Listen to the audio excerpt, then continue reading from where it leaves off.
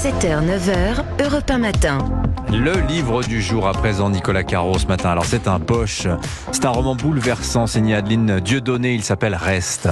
Oui, Adeline Dieudonné, énorme succès avec La vraie vie en 2018, vous vous souvenez, puis Kérosène, et puis Reste, donc c'est le titre qui sort en poche. Reste alors que précisément, c'est une héroïne toujours en mouvement, c'est une femme qui raconte et ça ne va pas. Ça commence comme ça. M est là, allongé près de moi, il est mort, il est mort. Mais qui est mort? Son grand amour, son compagnon, il passait un peu de temps dans un chalet, dans un environnement bucolique, avec même un lac devant. On le voit bien depuis la fenêtre de la cuisine, le lac, il est joli. Et justement, tous les matins, M avait l'habitude de piquer une tête dans l'eau. Et un jour, tout à son bonheur, presque en chantonnant, la narratrice regarde distraitement par la fenêtre, juste pour le voir nager. Mais elle ne le trouve pas. En revanche, elle voit une forme inerte à la surface. Non de nom. Elle court, elle plonge, elle le tire sur la berge, bouche à bouche, massage cardiaque, mais il est mort, c'est terminé. C'est donc la fin dès le début, mais ça ne fait que commencer. Ce que je ne vous ai pas encore dit et qui a pourtant son importance, c'est que ce qu'on lit, nous, ce sont des lettres envoyées par la narratrice à la femme de M. Ah, c'était sa maîtresse. Absolument. Et il a donc décidé de mourir lors d'une escapade clandestine. Normalement, elle devrait appeler les secours, mais non. Quand il était vivant, elle était dans l'ombre. Elle décide que c'est elle qui décidera de ses funérailles. Elle réussit à le porter jusqu'à sa voiture et elle part pour un road trip glaçant et beau. Et elle raconte, elle se souvient de sa vie, elle revient sur son histoire avec M et elle explique ce qu'elle est en train de faire. Et on a peur pour elle parce que qui dit road trip dit rencontre. Et puis sa fuite dure plusieurs jours, mais elle envoie les lettres au fur et à mesure. Va-t-elle se faire arrêter? Jusqu'où compte-t-elle aller? D'ailleurs, ça m'a fait penser au film 3 enterrements avec Tommy Lee Jones. Il y a un côté western, mais avec une Lonesome Cowgirl dans ce roman, pourtant très moderne. Voilà, ça s'appelle Reste, le livre d'Adeline Dieudonné en format poche. Donc merci Nicolas Caro. La série de la semaine, Héloïse Goua.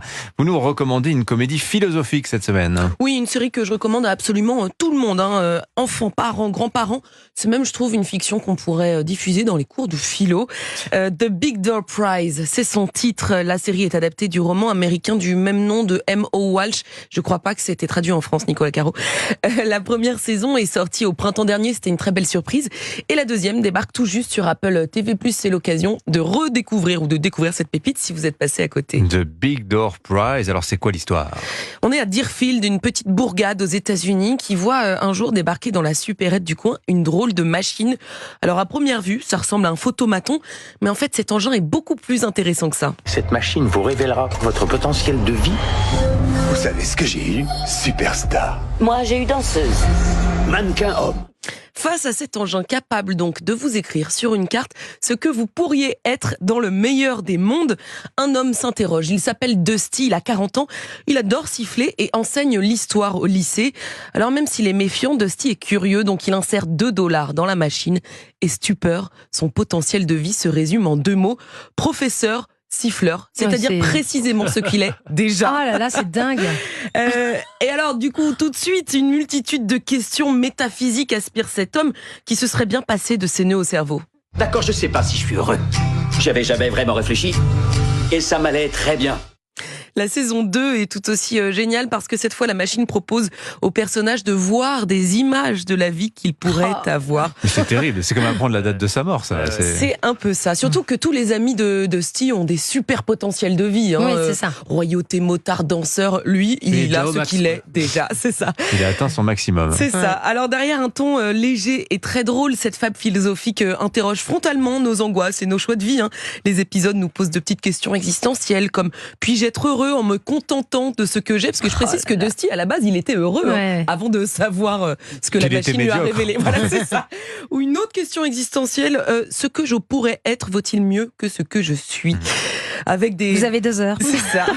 Avec des personnages ultra bien construits et une écriture très juste. The Big Door Prize, c'est une petite production douce, fine, tendre, qui fait du bien tout en faisant travailler nos méninges. Cette machine nous rappelle à tous que dans la vie, il peut y avoir plusieurs chemins.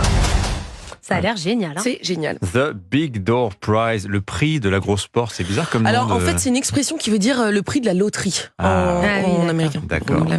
C'est donc à voir sur Apple TV ou MyCanal. Peut-être pour ceux qui ne sont pas abonnés, vous avez peut-être autre chose à nous recommander? Eh ben oui, parce que j'ai beaucoup de réclamations pour ceux qui n'ont pas Apple TV Plus ou MyCanal. Je vous conseille dans le même genre les excellentes séries The Good Place sur Netflix ou The Leftovers sur Prime, la plateforme d'Amazon. Eh bien voilà, il y en a pour tous les goûts, il y en a pour tout le monde. Merci beaucoup Héloïse Goua, merci Nicolas, merci Vincent. À demain pour un autre Club Culture.